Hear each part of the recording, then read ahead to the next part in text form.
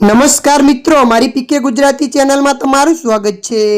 ગુજરાતના અનેક જિલ્લામાં અગનઝડતી ગરમીના કારણે એપ્રિલ મહિનામાં જ લોકો ત્રાહિમામ પુકારી ગયા છે। ત્યાં ભારતના અનેક રાજ્યોમાં વરસાદ પડી રહ્યો છે। આજે સાંજે અચાનક દિલ્હી તથા આસપાસના જિલ્લામાં ધૂળની ડમરીઓ ઉડી અને ગાજવી સાથે વરસાદ પડ્યો હતો।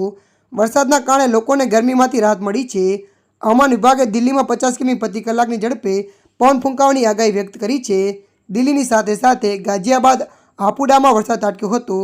દિલ્હીમાં ભારે પવન અને વરસાદમાં વીજળી પડવાના સંભાવનાના કારણે તંત્રએ લોકોને વૃક્ષ તથા વીજળીના થાંભલાથી દૂર રહેવાની ચેતવણી આપી હતી। ત્યારે મિત્રો વધુ આપને જણાવી દઈએ કે આઈએમડીએ ભારતના 20 રાજ્યોમાં ભારે પવન સાથે વરસાદની આગાહી વ્યક્ત કરી હતી। ઉત્તર પ્રદેશ, ઉત્તરાખંડ, હરિયાણા, પંજાબ અને હિમાચલ પ્રદેશમાં પણ વરસાદ પડ્યો હતો। ઉત્તર પ્રદેશના 25 જેટલા જિલ્લામાં વરસાદ ત્રાટક્યો। જોકે ઉનાળામાં મેઘસવારી લોકો માટે કાળ બનીને આવી। વીજળી પડવાના કારણે ઉત્તર પ્રદેશમાં કુલ 6 લોકોના મોત થયા છે। તો બીજી તરફ બિહારમાં છેલ્લા 24 કલાકમાં વીજળી પડવાના કારણે 25 લોકોએ જીવ ગુમાવ્યા છે।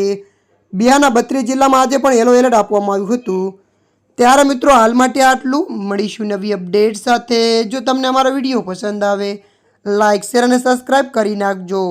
ધન્યવાદ।